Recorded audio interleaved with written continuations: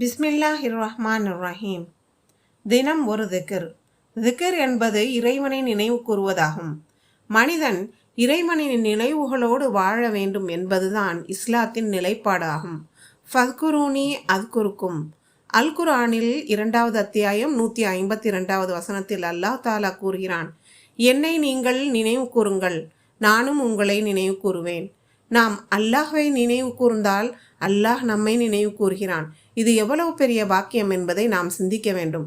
திக்ர் என்பது ரஹ்மானை பொருத்தமாக்கும், ஷைத்தானை வருத்தமாக்கும்.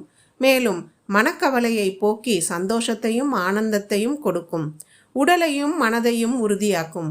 அகத்தையும் முகத்தையும் பிரகாசமாக்கும்.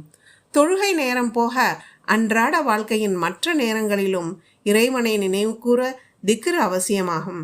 அல்லாஹ்வை அதிகம் திக்ரு செய்வோம், நன்மைகளை சம்பாதிப்போம். அஸ்ஸலாமு அலைக்கும் வரஹ்மத்துல்லாஹி வபரகாத்துஹு.